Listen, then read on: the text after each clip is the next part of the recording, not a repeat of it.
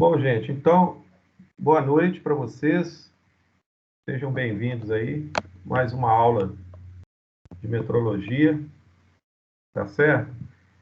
E hoje nós vamos falar a respeito de controle estatístico de processo, tá? Esse assunto, na realidade, ele é um prosseguimento da aula passada. Na aula passada, não sei se vocês lembram, né? A gente começou a trabalhar o tema controle dimensional. Então, nós começamos a falar a respeito do processo de medição. E essa aula de hoje, conforme eu havia dito, ela vai dar seguimento, né, ao mesmo assunto. Só que a gente vai dar uma ênfase mais direcionada para a parte estatística do processo, né? Quer dizer, tudo isso está dentro do controle dimensional. Então, agora são 20 horas e 8 minutos, nós temos aí 13 alunos na sala, dia 26 de agosto, né, a previsão nossa aqui é em torno de 50 minutos. Qualquer dúvida, né, que vocês tiverem, vocês podem fazer intervenção, perguntar, tá bom? Fica à vontade. De preferência no microfone, para que todos possam ouvir, né, e saber aí com relação ao questionamento. Bom, gente, então vamos lá. Eu gostaria que um aluno manifestasse aí no microfone, tentando, né, definir o que vem a ser controle estatístico de processo. O que seria isso, gente, exatamente? Alguém se habilita a falar a respeito?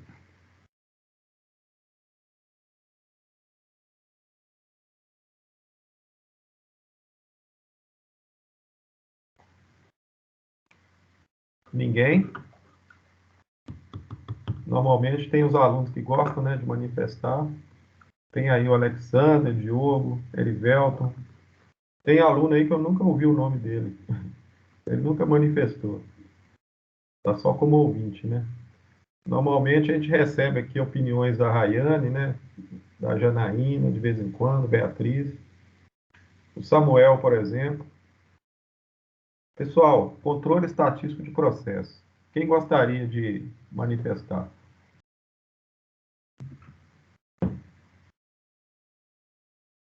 Olha, Edilson, eu não tenho certeza.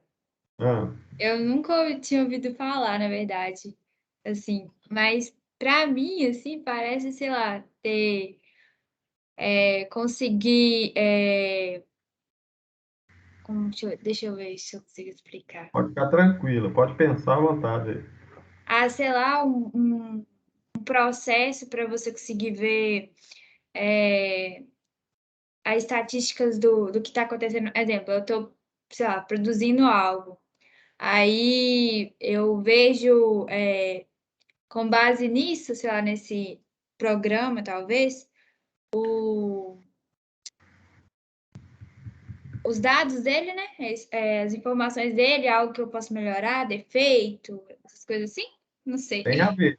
Tudo isso que você está falando tem a ver. Até. Tem, você está no caminho certo. Só falta formular a resposta, né? As ideias são essas. Mas deixa eu te ajudar, então. Eu vou contar uma historinha aqui, que é o seguinte. Não sei se vocês lembram da aula passada, eu coloquei uma imagem na tela que tinha uma peça e tinha um instrumento e tinha, assim, de acordo com a imagem, né, parecia que uma pessoa estava fazendo uma medição. Quem lembra dessa figura aí? Dessa imagem, aliás? Acho que foi a Rayane mesmo que falou a respeito dela. Então, gente, o que acontece? Durante o processo de fabricação, é necessário a gente fazer um controle de tudo que está sendo fabricado, né? Só que esse controle que eu estou falando aí é um controle mais voltado à parte dimensional, porque como a nossa disciplina trata da metrologia, né, e a metrologia é a ciência, né, das medidas e das medições, então, se a gente levar esse contexto da metrologia e associar ele ao processo de fabricação, né, de um modo geral, a gente vai perceber a importância que existe, né, da gente controlar, né, através do processo dimensional, né, aquilo que está sendo fabricado. Então, no caso da peça, que eu estou citando como exemplo, digamos que você esteja ali, né, usinando, né, fazendo uma usinagem, a peça está ali na máquina, você tem o desenho, né, no desenho você tem as dimensões ali, já pré-determinadas, de acordo com o projeto da peça, e você precisa fabricar essa peça dentro de um padrão, ou seja, dentro de uma conformidade dimensional, né? Então, você tem que seguir o que está no projeto. Como que você vai fazer isso? Bom, uma das maneiras é você fazer ali a verificação periódica, né, na medida que você está fabricando, porque você vai cortar material, né? No caso da usinagem, estou citando como exemplo, você vai usar a ferramenta para cortar o material. Então, você vai retirando o material do bloco, ou tarugo, né, que for, até no momento que a peça atingir as dimensões que estão lá definidas no projeto. Então, você pode perceber o seguinte, que no processo de fabricação, é necessário fazer esse controle, né, justamente para acontecer aquilo que eu falei, né, que no final, depois da peça pronta, ela esteja dentro dos padrões que foram definidos no projeto. Então, dentro da metrologia, existem muitos recursos, a gente utiliza, né, os instrumentos para fazer esse tipo de controle. Hoje em dia, né, a gente tem máquinas automatizadas, né? Você vai perguntar assim, professor, mas a máquina, se ela tiver ali um software, né, uma programação específica, é só programar que a máquina corta o material e faz tudo certinho. Você está certo, é isso mesmo, acontece isso mesmo. Só que o controle dimensional, ele acompanha, né, o processo de fabricação, mesmo o sistema sendo informatizado. Então, se esse torno, por exemplo, for um torno CNC, para fazer essa usinagem dessa peça que eu estou dizendo, mesmo assim o controle dimensional tem que acontecer.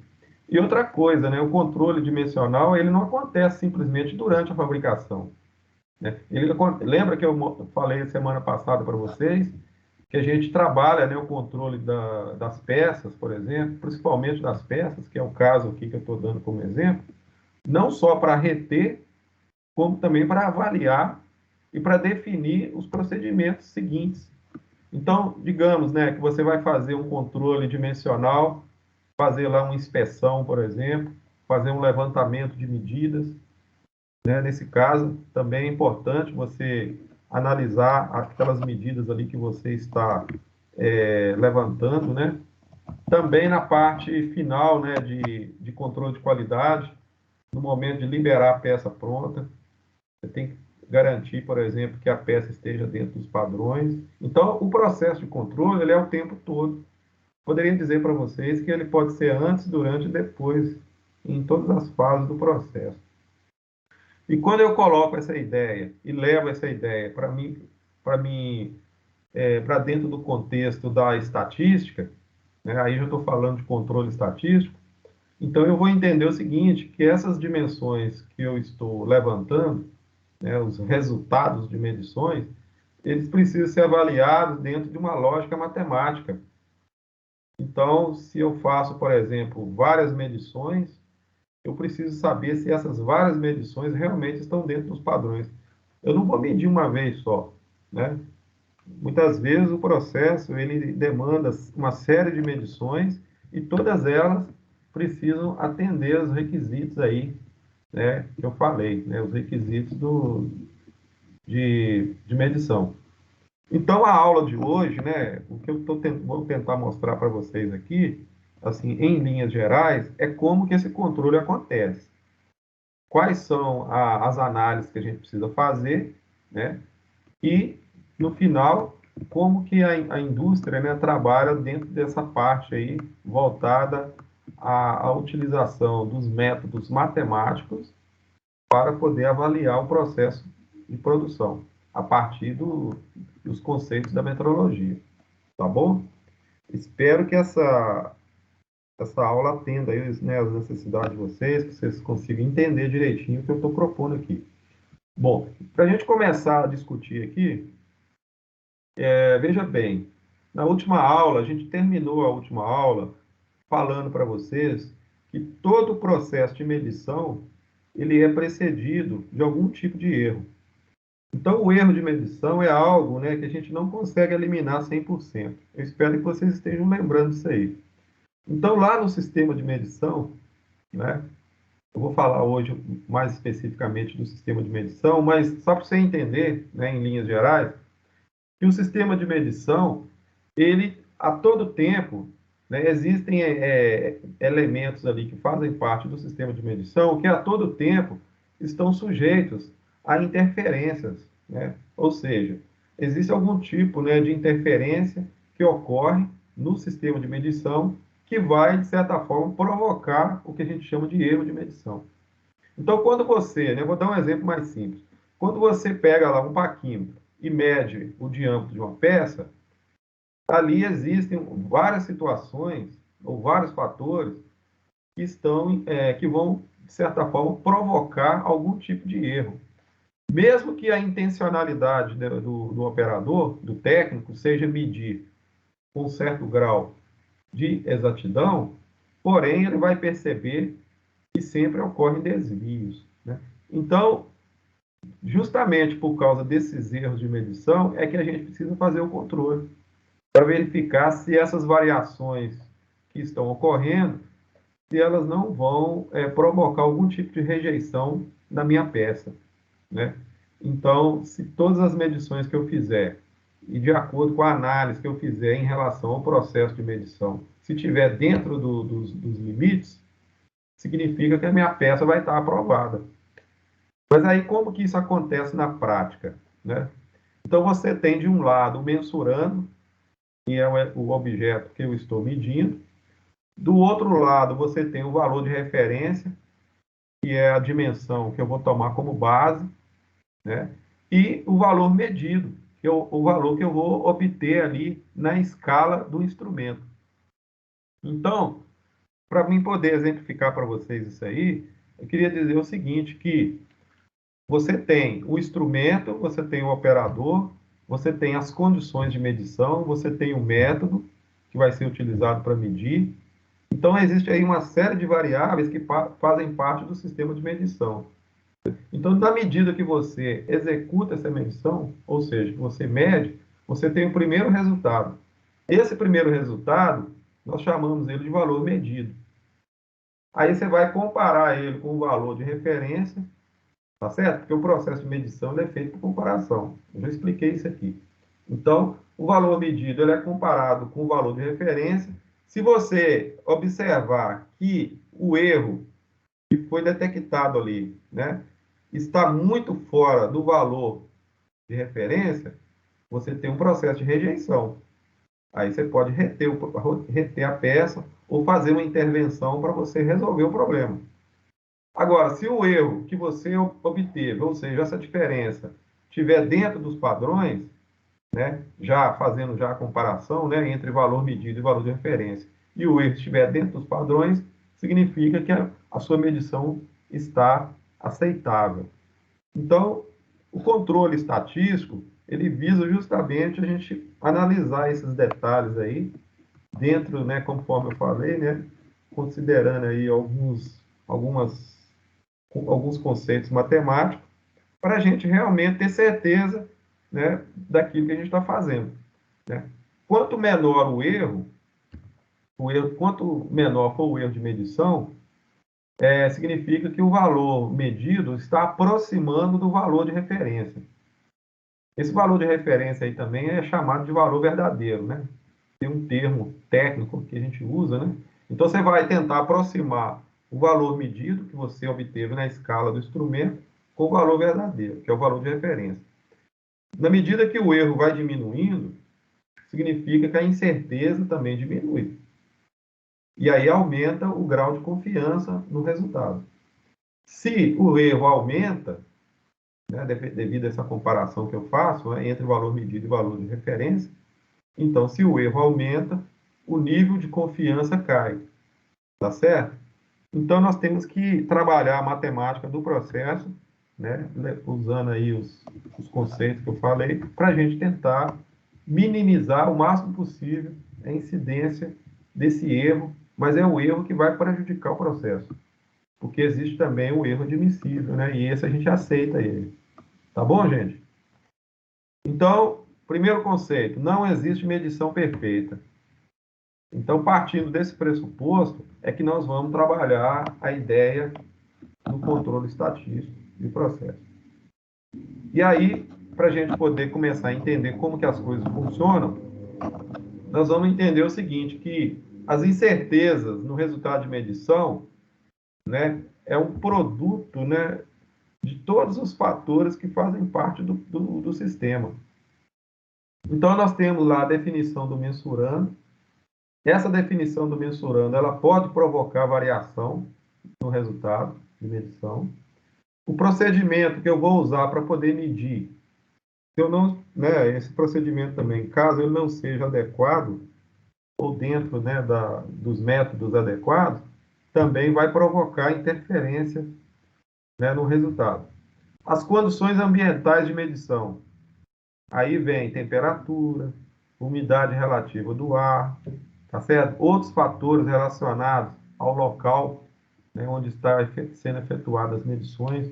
Aquelas variáveis externas, né, vamos dizer assim, elas também contribuem para interferir no resultado e provocar os erros. E no caso de erros, nós temos aí as incertezas no resultado. Outra questão é o operador, né? O operador aí é o profissional responsável em efetuar a medição, né? Aí a gente vai ter que considerar fatores humanos, todo tipo de fator humano que está inserido aí no contexto, porque nós sabemos, né, que nós não somos perfeitos, né? A gente vai fazer um trabalho, por exemplo, demanda treinamento, capacitação técnica, tá certo? Então, normalmente, as pessoas que trabalham na parte de instrumentação, ou mesmo, né, os profissionais da área, aqueles que trabalham também no processo de fabricação, todos eles precisam estar bastante preparados tecnicamente para efetuar todo tipo de trabalho referente ali à tarefa que ele está executando. E quando a gente fala de metrologia, mais ainda, porque a gente sabe, né, que o controle ele precisa ser rigoroso, tá certo? Então, o fator humano aí, né, ele é também um fator que vai, de certa forma, produzir resultados, né? Ele pode provocar resultados não esperados e afetar o resultado de medição. O sistema de medição também, como um todo, juntando tudo, né, ele também provoca, né, gera, né, fatores de incerteza. Então, olha bem, todo resultado de medição carrega incerteza, seja de uma fonte ou de outra, né? Pode ser de fontes diversas. A gente trabalha muito com o conceito também de fontes externas, né, e fontes internas. As fontes externas é aquilo que chega para poder interferir no processo. Às vezes um operador cansado, às vezes uma máquina desregulada, um instrumento, por exemplo, que não está calibrado. Tudo isso, gente, é fator que gera, são fatores de gerador de incerteza. E a gente vai perceber que no processo de medição são N fatores, né? Então, como que a gente vai fazer, então, para garantir que os nossos resultados atinjam, né, a conformidade esperada? Então, a gente vai fazer o controle estatístico justamente para a gente enxergar o resultado em forma de números, né, em valores numéricos. E aí sim vai ficar mais fácil da gente conseguir tomar uma atitude, né, inclusive interferir no processo para melhorar os procedimentos. Para descobrir, por exemplo, o que está acontecendo, qual é o fator predominante, né, que está produzindo aí o maior grau de certeza e vai atuar sobre ele. Então, na parte, né, como eu disse para vocês, tanto no início do processo de fabricação, como durante e depois, a gente precisa o tempo todo estar preocupado com essas questões aí que envolvem o sistema de medição. Então, analisando o sistema de fontes de certeza de medição, né? Então, você tem efeitos atribuíveis ao operador, conforme eu disse, né? E aí, tais como método de medição inadequado, erros de leitura das escalas, né? às vezes, uma inabilidade do operador também, e utilização de equipamentos de forma incorreta, até mesmo, né, usando um instrumento errado para fazer determinado tipo de medição. Para cada tipo de medição e para cada grandeza, né, e de acordo com cada método, você vai ter um instrumento adequado. Então, até no momento de escolher o instrumento, a gente tem que tomar cuidado, né? Então, os efeitos, como eu disse, da parte ambiental, né, eu já citei aqui, temperatura, umidade, pressão atmosférica, tudo isso interfere. Você pode ver que se eu estiver trabalhando dentro de um galpão e vou fazer uma medição lá dentro, as condições ambientais é uma, né? Se eu vou, por exemplo, trabalhar dentro de um laboratório de metrologia, né, com a temperatura, né, com a climatização ali, 25 graus, de acordo com a norma, um padrão higrométrico, né, de acordo. Então, as condições são outras, os resultados mudam. Temperatura influencia, pressão influencia, tudo influencia. São fatores climáticos, né, e ambientais. Outra questão é com relação aos instrumentos. Então, usar, por exemplo, o instrumento errado, como eu já disse, as escalas, por exemplo, o grau de sensibilidade do instrumento, a gente vai estudar isso mais adiante, a gente vai perceber que cada instrumento, né, às vezes o mesmo instrumento, mas assim, ele é classificado de várias formas, então às vezes o instrumento ele oferece um maior grau de precisão do que o outro, então às vezes você utiliza um instrumento com menor precisão para fazer uma medição e ele não é o mais adequado. Então você tem que observar esses detalhes, né? E aí observar ali as características técnicas do instrumento para saber se ele realmente é o instrumento mais indicado para aquela situação. Tá certo? Nós temos, então, aqui, né, que, concluindo essa primeira parte, né, que todos os sistemas físicos reais, né, se afastam em maior ou menor grau do comportamento ideal previsto pelos modelos matemáticos. É aquela coisa, né? Quer dizer, uma coisa é o que você está obtendo em forma de resultado direto no instrumento, a partir da escala dele. Outra coisa são os resultados reais que você está perseguindo, né? Porque sempre vai ter um valor de referência. Se a minha peça, por exemplo, tem uma dimensão de 50 milímetros, então esse 50 milímetros passa a ser a minha referência dimensional. E eu vou trabalhar o tempo todo fazendo o meu controle, né, ali, para poder alcançar esse valor de referência, que é o meu valor verdadeiro. Então, o processo de metrológico, principalmente na parte de controle, seria que a gente fica o tempo todo, né, buscando essa, essa, essa equiparação entre o valor medido e o valor de referência. Seria, né, o nosso foco é isso aí. Então, quando eu falo sistemas físicos reais, são os valores obtidos, junto com tudo que você está fazendo ali, né? E tem os modelos matemáticos, são os resultados numéricos que eu vou obter a partir do processo de medição. Porque na hora que eu efetuo a medição, normalmente eu guardo esse registro. Eu crio lá um banco de dados, né, de resultado para mim poder analisar. Então, gente, olha só. Aqui nós temos uma análise gráfica para melhorar a compreensão disso que eu estou falando para vocês. Então, por exemplo, eu tenho aí a linha superior de especificação. Vocês estão vendo essa linha horizontal aí, olha? Sim ou não, pessoal? Dá um ok para mim. Tá dando para ver? Hein? Quero saber se vocês estão vendo, para mim dar seguimento aqui na explicação. Sim. Então, eu tenho o limite superior da minha especificação. Essa linha aí representa graficamente o estágio que eu tenho para mim poder fazer a minha análise dimensional. Veja bem, olha, eu fiz uma medição A, tá vendo? Ó? Eu peguei a minha peça e medi e obtive um resultado A. Por enquanto não tem valor numérico aí não, é só para você entender de forma analógica aí, né? Você fazer uma analogia. Então, eu fiz a medição A, a medição B, C, D e E. O que está acontecendo na realidade? A medição A, ela está abaixo da linha superior. Está todo mundo enxergando isso aí, né? Agora, a medição B, ela passou um pouquinho para cima. Mas você pode ver que tem uma bolinha preta, que é o valor medido. Então, essa bolinha preta aí é o meu resultado, né, que eu chamo de valor medido.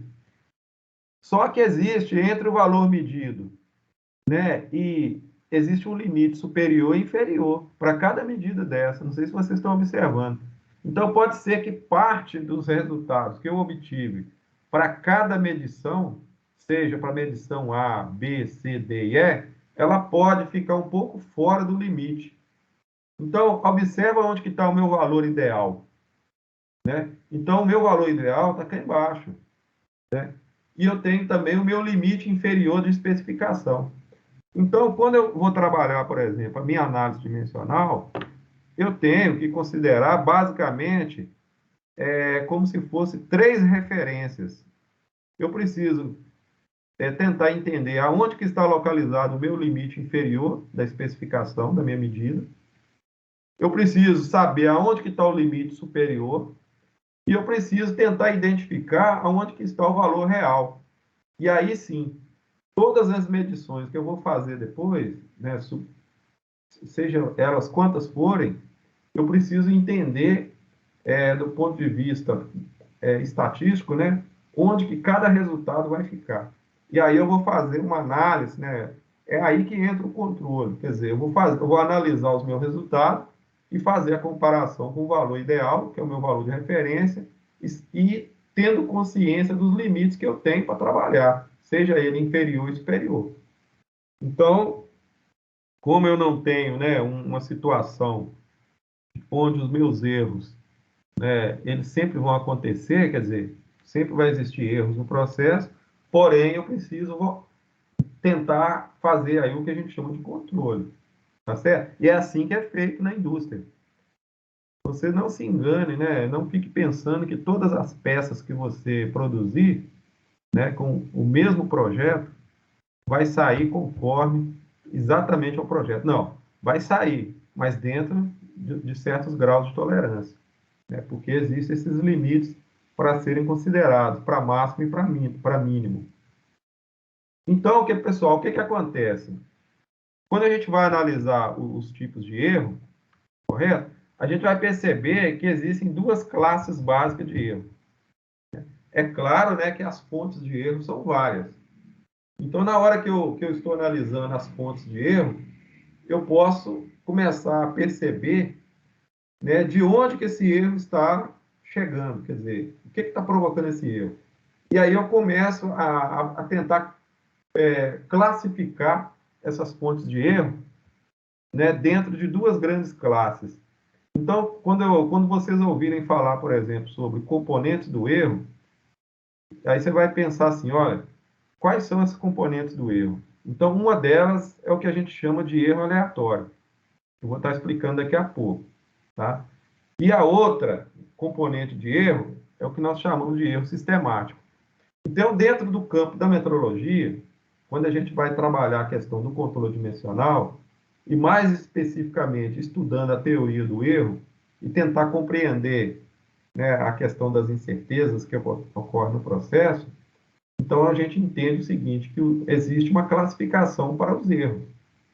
Uma coisa são as fontes de erro, né? O que está provocando o erro. Outra coisa é você entender esse erro e saber em que classe que ele vai se enquadrar. Ou ele vai ser um erro aleatório, ou ele vai ser um erro sistemático. E isso é muito importante para nós aqui dentro do campo da metrologia, tá certo? Espero que vocês estejam entendendo até agora, apesar de que é um pouco teórico nessa parte, mas daqui a pouco vocês vão começar a entender, porque nós vamos ter que praticar isso aí e de repente fazer até umas continhas aí para a gente esclarecer melhor esses conceitos aí. Então gravem bem aí, olha, componentes do erro. Como é que funciona isso? É o erro aleatório e o erro sistemático. São 2 classes. Todas as fontes de erro, elas combinadas ou de forma individual, vai culminar ou em erro aleatório ou em erro sistemático. Então, O conceito de erro aleatório, que eu estou chamando de EA, né? Então, a gente usa essa terminologia aí, olha, EA, erro aleatório. Quando uma medição é repetida diversas vezes, mesmo nas mesmas condições, observa aí, olha, nas mesmas condições, observam-se variações nos valores obtidos. Eu vou pegar o meu eixo, vou medir uma vez, deu 50. Medir de novo, deu 50,1. Medir novamente, deu 50,12. Medir novamente, deu 49,9. O que está acontecendo? Eu estou medindo várias vezes e estou obtendo para a mesma peça, para o mesmo diâmetro, valores diferentes. Está tendo uma divergência no resultado de medição. Mas aí o meu valor de referência, digamos que ele é 50. Então eu vou começar a comparar os resultados que eu vou obtendo, tá certo? Com o valor de referência. Quando isso estiver acontecendo, aí eu vou entender que está tendo aí um tipo de erro chamado erro aleatório. Seja ele provocado por qual fator for. Em relação ao valor médio, nota-se que essas variações ocorrem de forma imprevisível. A palavra aleatório tem a ver com a palavra imprevisível. Por quê? Porque você não tem como saber o que está originando naquele momento esse tipo de erro.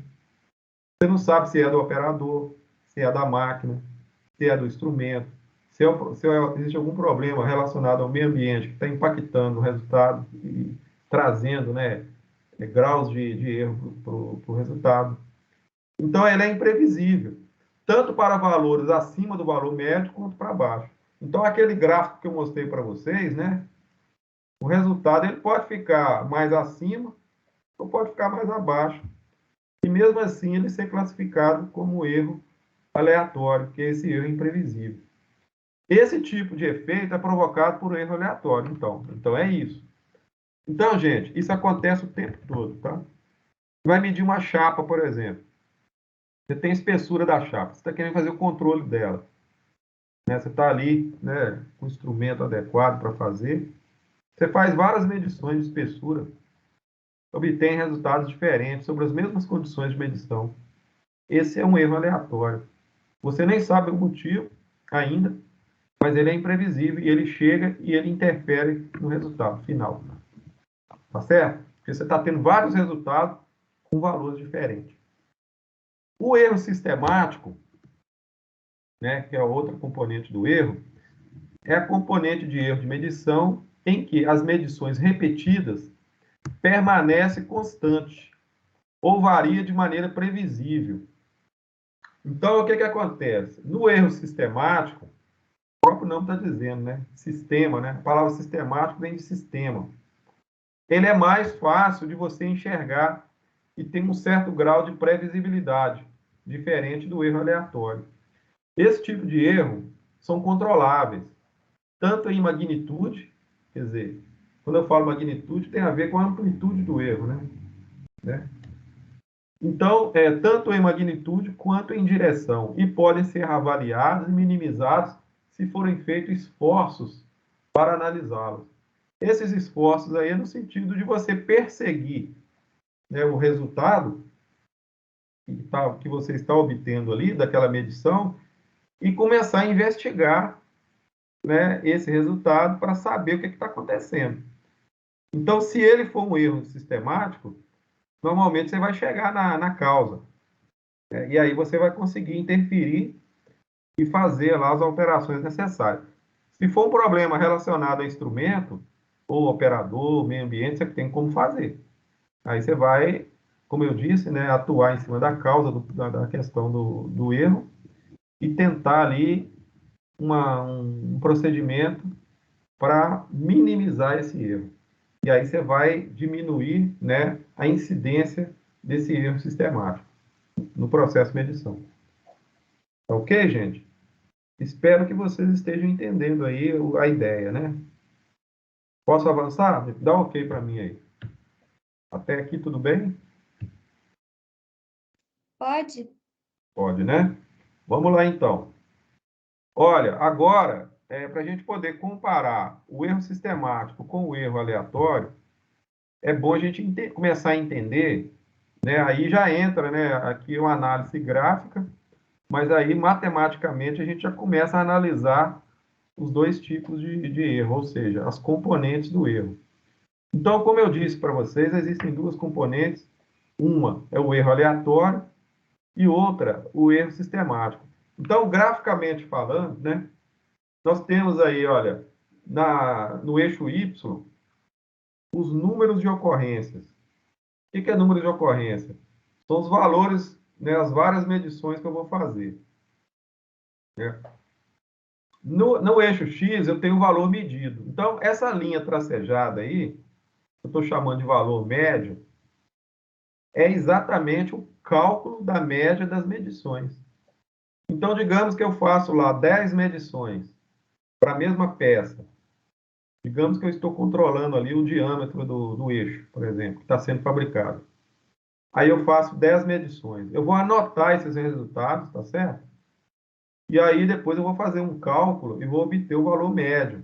Quer dizer, a média seria a média aritmética simples, que vocês já sabem calcular, né?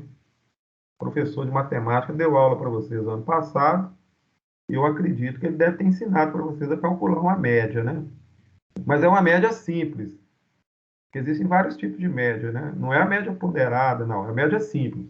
Então você vai calcular aí o valor médio, tá certo? Agora observem que interessante que o valor verdadeiro ele está distante do valor médio. O que está acontecendo na realidade aí? É porque aquelas várias medições que você fez, eu citei aqui em torno de 10 medições, você teve uma concentração de resultados e que elas não estavam, né, todas elas, né, todas as 10 medições, não estavam necessariamente próximas ao valor verdadeiro. Então é aquela coisa, né? Você vai ter que tentar enxergar qual é o grau de dispersão desses resultados que você obteve a partir da medição que você fez e aonde que esses resultados se encontram, né, em relação ao valor verdadeiro. Exemplo, se o seu valor verdadeiro for 50 e você obteve uma série de resultados, pelo menos 10 resultados, muito longe, né, muito longe do valor verdadeiro, o que você vai fazer? Você vai pegar esses resultados todos que você obteve, vai calcular uma média. E aí você vai trabalhar com o valor médio e tentar enxergar qual é a posição desse valor médio em relação ao valor verdadeiro. Se essa distância for muito grande, né, a diferença for muito grande, significa que seu erro sistemático também aumentou bastante. Então, a tendência, como é que eu faço? Para me diminuir o erro sistemático, lembra que eu falei para vocês que tem como diminuir ele? Olha, eu vou interferir no processo de tal forma que eu vou querer aproximar o valor médio do valor verdadeiro. O ideal seria que o valor verdadeiro ficasse, né, exatamente posicionado em cima do valor verdadeiro, ou seja, o médio em cima do verdadeiro. Mas isso não acontece quando nós temos o erro sistemático, porque nós temos variações no processo. Agora, o erro aleatório, ele está dentro da curva. Significa o quê? Que ele está diretamente relacionado às medições que eu fiz. Esse daí já é mais difícil eu mexer com ele e controlar. Tá certo? Então, gente, a ideia do controle estatístico do processo nos leva a buscar esse entendimento aí e a gente começar a trabalhar isso matematicamente.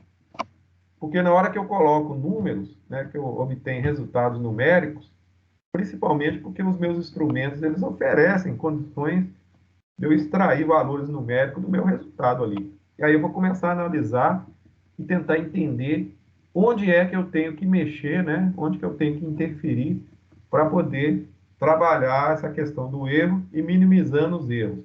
Uma vez minimizando os erros, é aquilo que eu falei para vocês, o grau de incerteza diminui e o nível de confiança no resultado aumenta.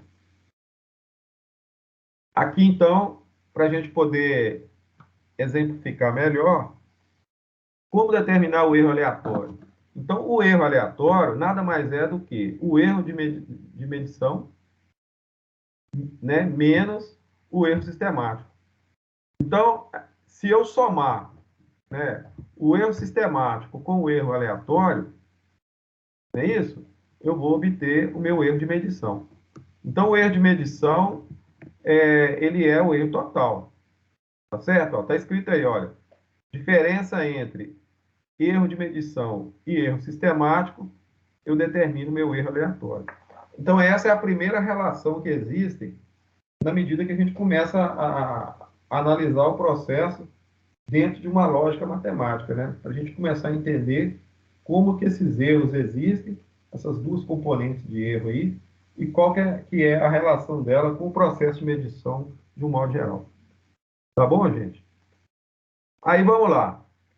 Para a gente poder determinar, então, o erro sistemático, que eu estou chamando de ES, né? Esse erro aí, né? Você vai fazer o seguinte: erro sistemático é igual ao x barra. O que é x barra? É a média das medições. É a média aritmética, né? Se eu fiz 10 medições, eu vou ter que pegar todos os resultados de medições ali e fazer um cálculo da média. E depois eu vou subtrair esse valor do valor verdadeiro convencionado, que é o meu valor de referência. Então, o que vai acontecer? Na hora que eu fizer essa continha aí, eu vou calcular o meu erro sistemático. Alguma dúvida, gente? É uma matemática bem simples, né? Primeiro você calcula a média. Depois você insere o valor da média nessa fórmula aí e calcula o erro sistemático. Beleza? Então, olha só. É possível eliminar o erro sistemático? Não, mas você consegue reduzir. Porque com o resultado que você tem em mãos, você vai começar a investigar e tentar saber o que está acontecendo. Então, veja bem, pode ser problema de calibração de instrumento. Então, eu vou ter que identificar, por exemplo, o que está acontecendo com meus instrumentos.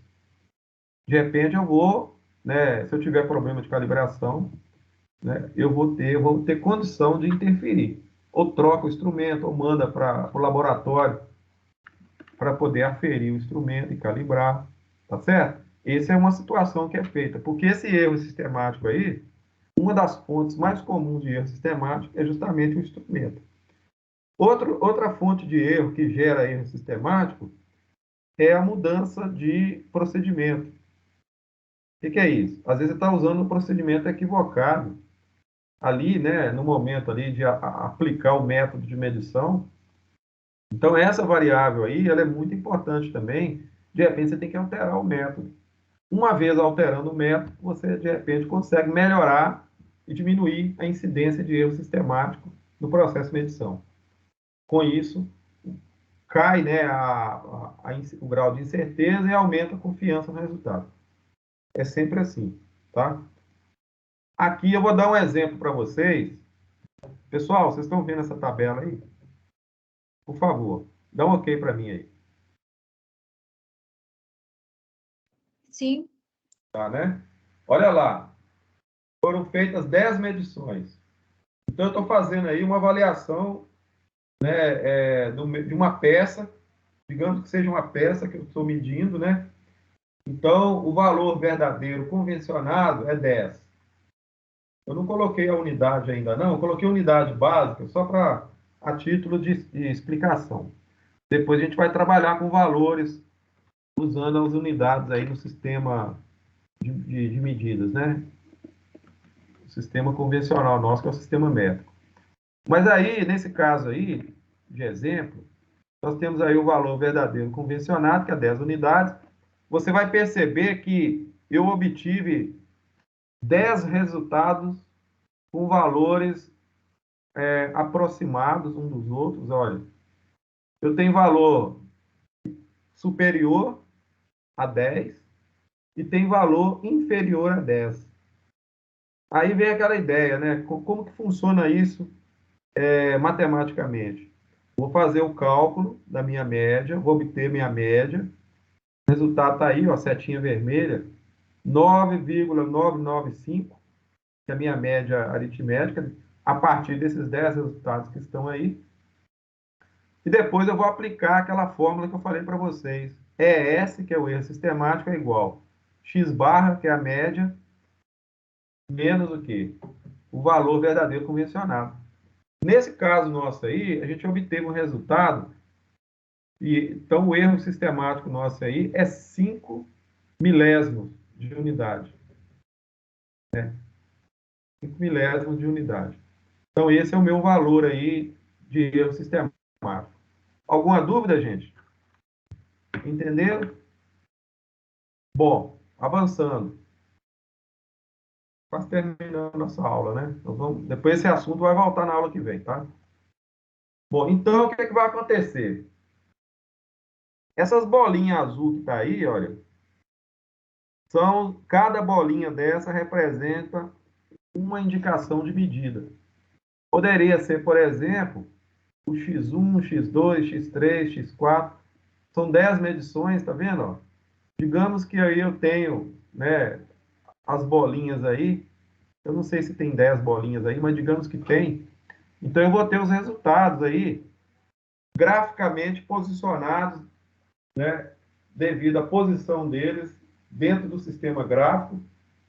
Cada um tem um resultado, então eu vou fazer esse posicionamento. Aí o que vai acontecer? A minha média, ela vai ser obtida justamente no centro dessas bolinhas azul aí, olha, que está mais ou menos no meio aí, certinho. Você pode ver que vai formando uma curva, né? Assim, ó, e no meio certinho eu vou ter a minha média. Que aquele valor que eu obtive lá atrás, de 9,995, ele é a minha média. Então, ele está inserido nesse meio aí. Se eu continuo observando para a esquerda, eu vou observar meu valor de referência, que é essa bolinha cinza que está aí. Então, o que está acontecendo na realidade? Eu vou ter uma tendência de erro. Ó, então, eu vou ter o erro, né, o erro de tendência. O que é o erro de tendência? É o erro sistemático. Então, eu vou analisar meu erro sistemático, comparando a minha média de medição até o valor de referência. Então, tem o erro de tendência, que é o erro sistemático. Agora, olha que interessante. Aonde estão as bolinhas azuis, eu tenho um conceito, né, inclusive indicado por uma terminologia técnica voltada à área de metrologia, que é o termo variabilidade. Como é que eu vou calcular essa variabilidade? Né? Então, esse erro aleatório aí, na realidade, eu vou fazer o cálculo, ó, tendência x barra menos valor de referência. Se eu fizer essa diferença aí, eu calculo o que a gente chama de tendência. Né? Mais adiante nós vamos ver isso melhor, tá certo, gente? Então, olha, do lado esquerdo, no slide, nós temos o gráfico. Então, esse gráfico aí representa, na realidade, a representação gráfica desse esquema que está aí, onde tem essas bolinhas azul. Tá bom? Então, olha, a definição.